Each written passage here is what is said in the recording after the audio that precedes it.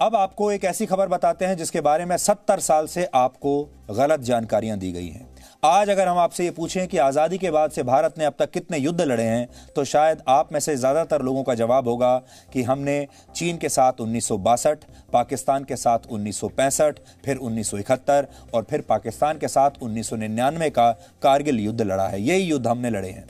लेकिन सच यह है कि भारत ने अपना पहला युद्ध आज़ादी के सिर्फ 2 महीनों के बाद ही लड़ा था। वर्ष 1947 में आज ही के दिन ये इस युद्ध की शुरुआत हुई थी और इस युद्ध ने भारत के भविष्य को, जम्मू कश्मीर के भविष्य को हमेशा के लिए बदल कर रख दिया था। लेकिन इतिहास के पन्नों में इस युद्ध को वो स्थान कभी नहीं मिला जो मिलना चाहिए था। भारत के दरबारी इतिहासकारों ने इसे युद्ध तक मानने से इनकार कर दिया और इसका फायदा सीधे सीधे पाकिस्तान ने उठाया। इसलिए आज हम आजाद भारत के पहले युद्ध का विश्लेषण करेंगे और आपको बताएंगे कि किस सोची समझी साजिश के तहत इतने बड़े युद्ध को सिर्फ कबायलियों का हमला बताकर पाकिस्तान ने दुनिया को बेवकूफ बनाया, जबकि ये बाकायदा एक पूरी योजना के साथ किया गया युद्ध था। ये बात 15 अगस्त 1947 की है। ये वो तारीख है जिस दिन भारत अंग्रेजों की गुलामी से आजाद हुआ था। लेकिन इस आजादी की कीमत भारत ने अपने बंटवारे के साथ चुकाई। भारत के 2 टुकड़े होने के बाद बहुसंख्यक मुसलमानों को उनका देश पाकिस्तान मिल चुका था और भारत एक धर्मनिरपेक्ष देश के साथ दुनिया के सामने आया था। भारत की धर्मनिरपेक्षता का सबसे बड़ा उदाहरण था उस समय का जम्मू और कश्मीर, जिसकी बहुसंख्यक आबादी इस्लाम को मानने वाली थी, जबकि कश्मीर के राजा हरि सिंह एक हिंदू थे। लेकिन पाकिस्तान को भारत की यह धर्मनिरपेक्षता रास नहीं आई और वो हर कीमत पर कश्मीर को हासिल करना चाहता था। इसका नतीजा यह हुआ कि 15 अगस्त 1947 को जब भारत के तत्कालीन नेता आजादी का जश्न मनाने में व्यस्त थे, उस समय पाकिस्तान की सेना कश्मीर पर कब्जे की एक नई योजना बना रही थी। पाकिस्तान ने इस योजना पर पहली बार अमल 73 साल पहले आज के दिन किया था। 22 अक्टूबर 1947 के दिन पाकिस्तान से आए हजारों कबायलियों ने उस समय कश्मीर पर हमला बोल दिया था और राजा हरि सिंह की स्टेट फोर्स को हराकर मुजफ्फराबाद से श्रीनगर जाने वाले रास्ते पर आगे बढ़ना शुरू कर दिया था। यह मुजफ्फराबाद ही आज पाकिस्तान ऑक्यूपाइड कश्मीर यानी पीओके की राजधानी है। 22 अक्टूबर 1947 का वो दिन भारत के इतिहास में एक ब्लैक डे यानी काला दिन साबित हुआ, क्योंकि इसके कुछ दिनों के बाद जब युद्ध विराम हुआ तो भारत कश्मीर का एक बहुत बड़ा हिस्सा गंवा चुका था और जिसका आकार था करीब 91,000 वर्ग किलोमीटर। इसलिए आज आप फिर से इसे नोट कर लीजिए। 1947 में ही भारत ने 91,000 वर्ग किलोमीटर की जमीन खो दी थी कश्मीर की। पाकिस्तान के हाथों इस जमीन को गंवा दिया था। लेकिन इस 91,000 वर्ग किलोमीटर की बात उसके बाद देश में किसी ने नहीं की। यहां तक कि आपको इसके बारे में कभी बताया भी नहीं गया। 91,000 वर्ग किलोमीटर बहुत बड़ी जमीन होती है, एक देश के बराबर है।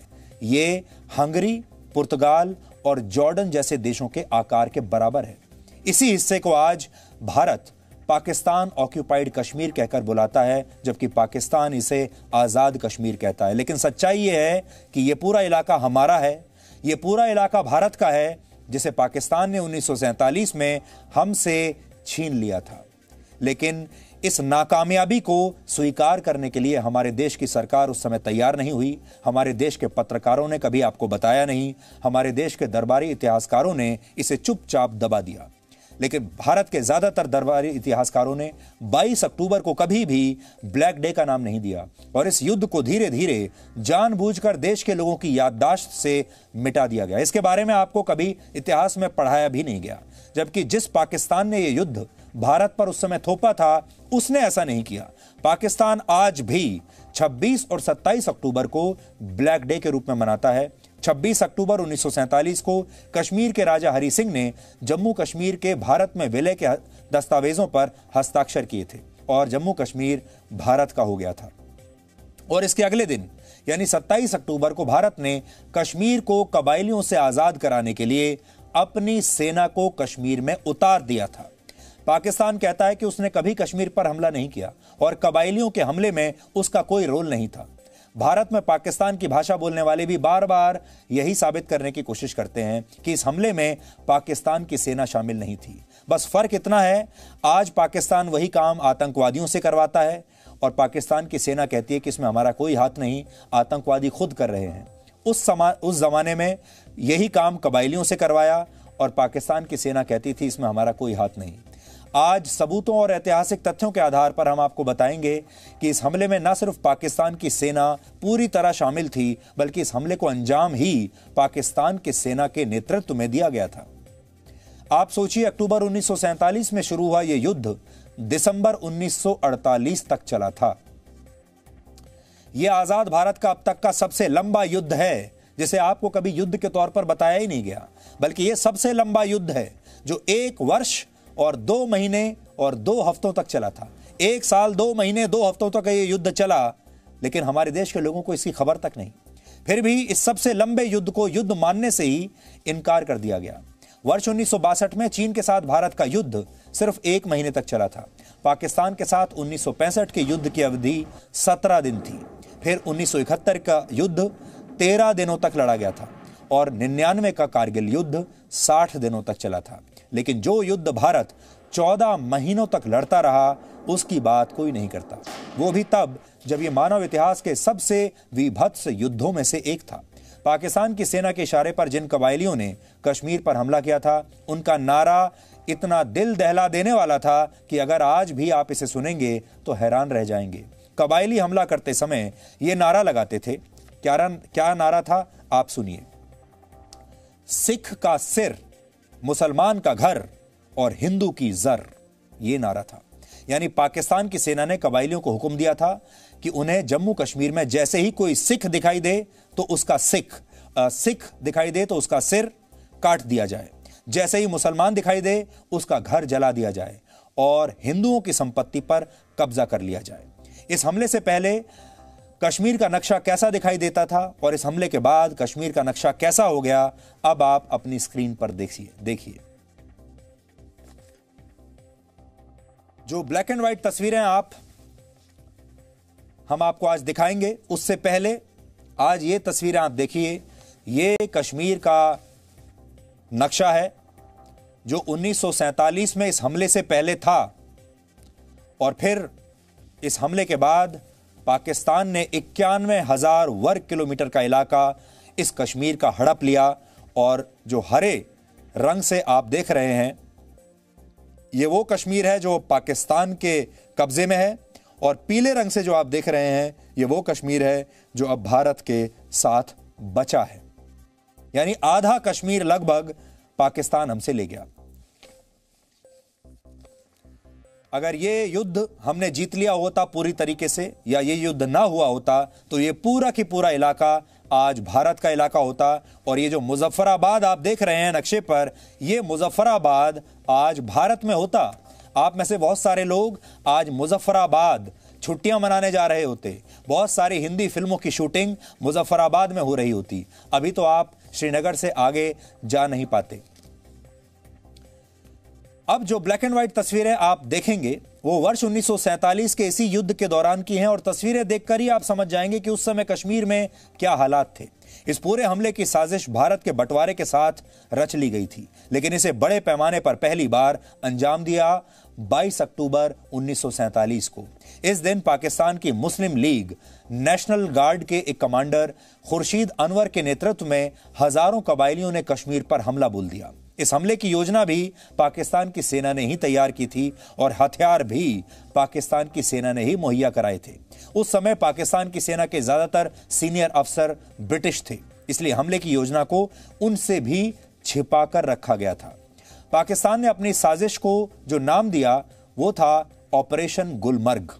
ऑपरेशन गुलमर्ग कैसे पाकिस्तान की सेना के दिमाग की उपज था और कैसे पाकिस्तान की सेना ने कबायलियों की आड़ में आजाद भारत के खिलाफ ये पहला युद्ध छेड़ा था, इसका खुलासा खुद पाकिस्तान की सेना के एक पूर्व अफसर ने अपनी एक किताब में किया है।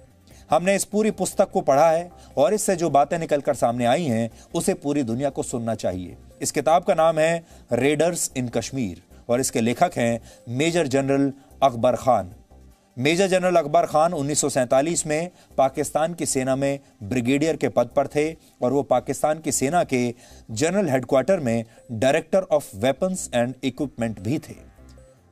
अकबर खान को उस समय के कश्मीर के राजा हरि सिंह के बारे में काफी अच्छी खासी जानकारी थी और उन्हें यह पता था कि राजा हरि सिंह की स्टेट फोर्स में सिर्फ 9,000 जवान हैं और उनमें से भी 2,000 मुसलमान हैं। पाकिस्तान को यह गलतफहमी थी कि हरि सिंह की स्टेट फोर्स में शामिल ये मुस्लिम जवान भारत का नहीं पाकिस्तान का साथ देंगे और पाकिस्तान की ऐसी ही गलतफहमियों ने उसकी सेना के अफसरों को अति उत्साह से भर दिया था। मेजर जनरल अकबर खान की किताब रेडर्स इन कश्मीर के दूसरे चैप्टर का नाम है द रीजन वाई। इसके पहले ही पन्ने पर वो बताते हैं कि पाकिस्तान ने कबायलियों को कश्मीर पर हमला करने के लिए क्यों भेजा था। इस किताब में लिखा है कि उस समय भारत का आकार 46 लाख वर्ग किलोमीटर था, जिसमें 568 रियासतें थीं और जहां 40 करोड़ लोग रहते थे। इन रियासतों को यह तय करना था कि वो भारत के साथ रहना चाहती हैं या पाकिस्तान के साथ जाना चाहती हैं या फिर आजाद रहना चाहती हैं। इनमें जम्मू कश्मीर दूसरी सबसे बड़ी रियासत थी। ये एक ऐसी रियासत थी जो भौगोलिक रूप से न सिर्फ भारत और पाकिस्तान के लिए बल्कि पूरे भारतीय उपमहाद्वीप के लिए बहुत महत्वपूर्ण थी।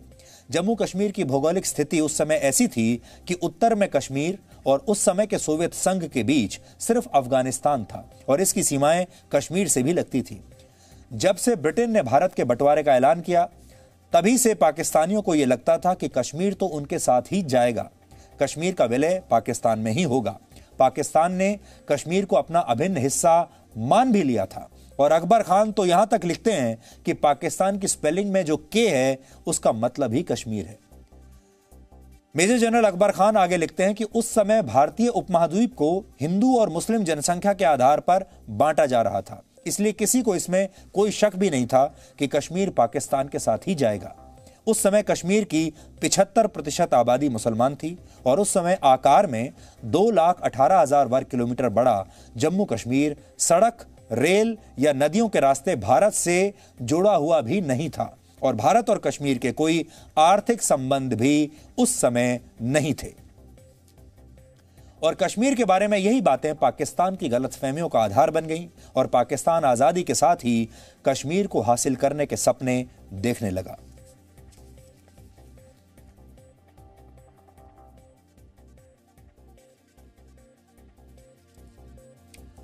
उस किताब के कुछ हिस्से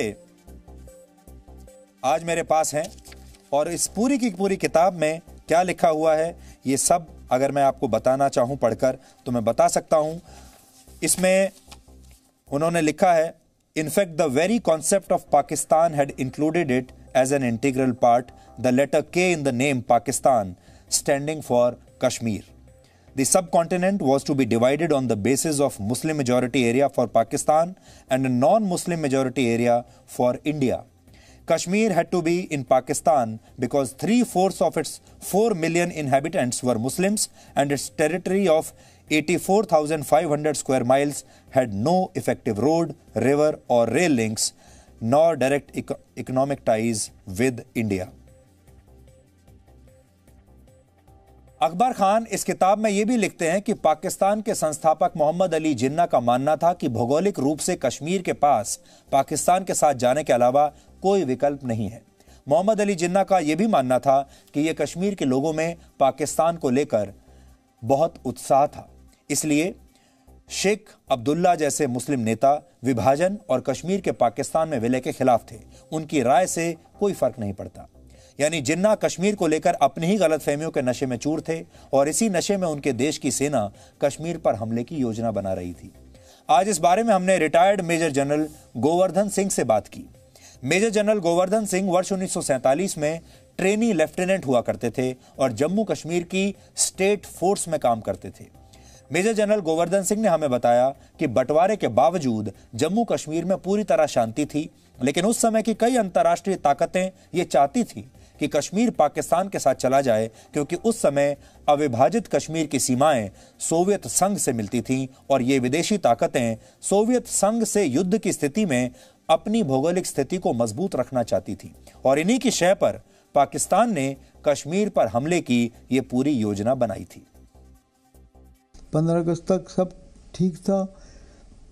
6-7 सितंबर के बाद कुछ हमले शुरू किए और अक्टूबर में बहुत तेज़ कर दिए, इसलिए कि उनके मन में एक प्लान बनाई थी, वो अंग्रेज़ों ने प्लान उनको बना के दी थी कि जम्मू कश्मीर अगर पाकिस्तान के साथ नहीं विलय करती 15 अगस्त तक, तो उसके बाद हम ज़बरदस्ती रियासत के ऊपर हमला करवा के पाकिस्तान के साथ मिलाएंगे, क्योंकि उनका ये वायदा था।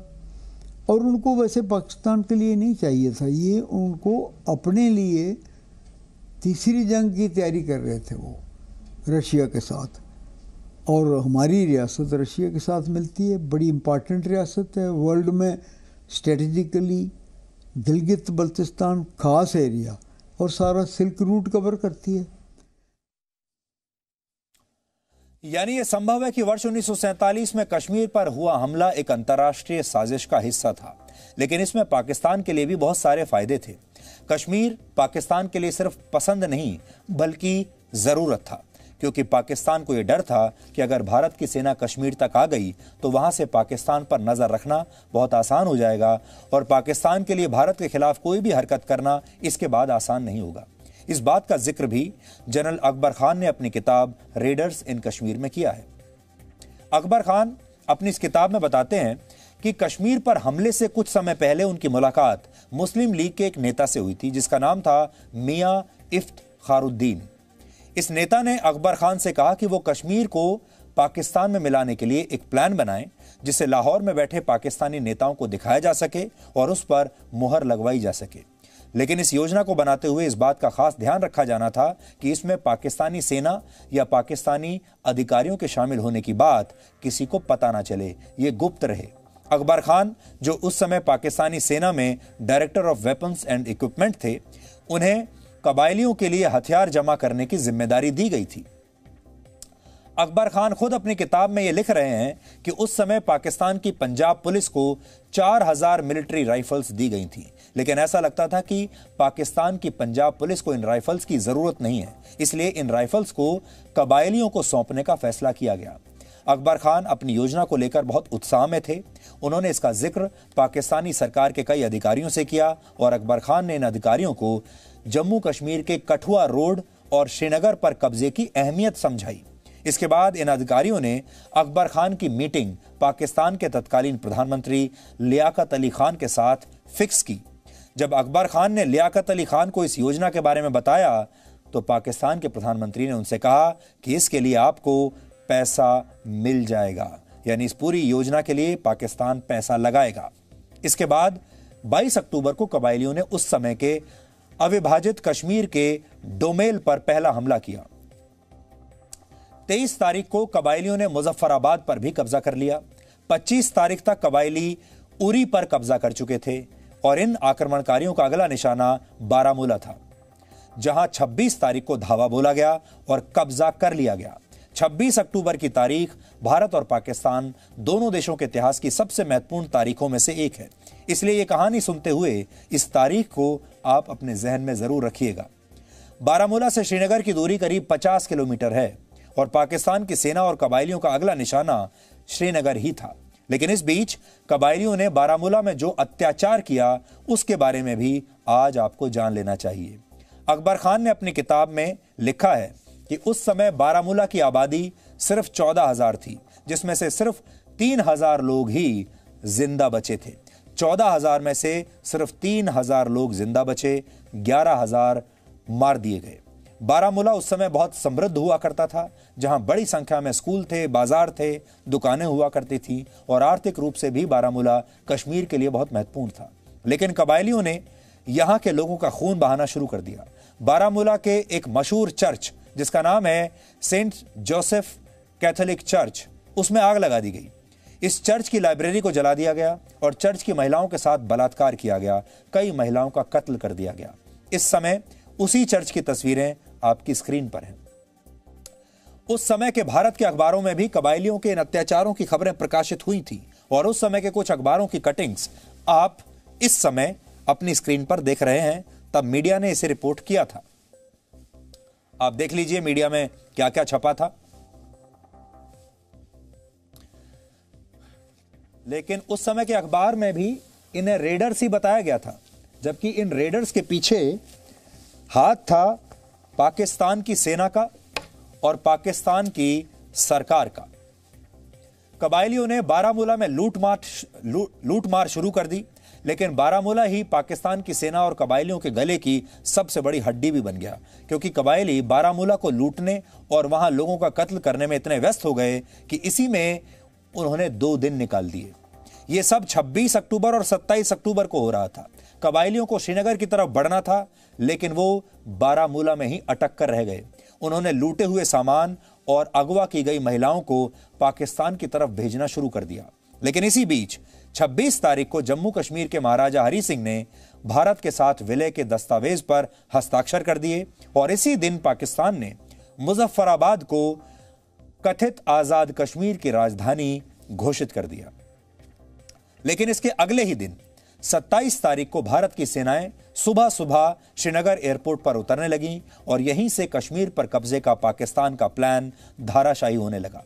पाकिस्तान के इशारे पर कबायली कैसे कश्मीर में खून खराबा कर रहे थे और हिंदू महिलाओं के साथ बलात्कार कर रहे थे, इस बारे में हमने जम्मू कश्मीर के इतिहासकार रमेश तेमरी से बात की और उन्होंने जो बताया वो आज आपको गम और गुस्से से भर देगा।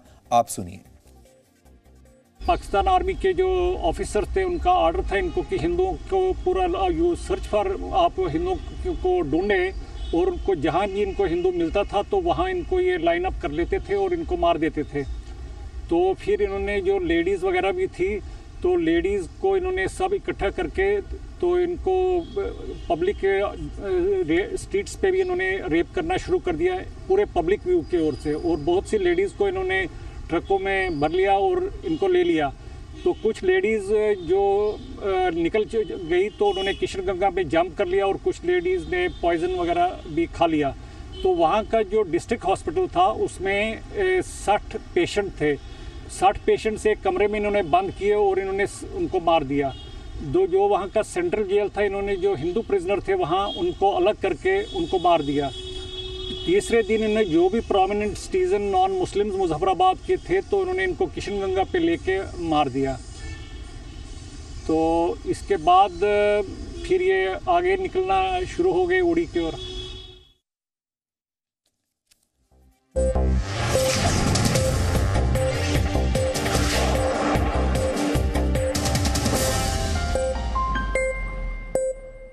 Presenting B News app, available on Google Play and App Store. Download it now.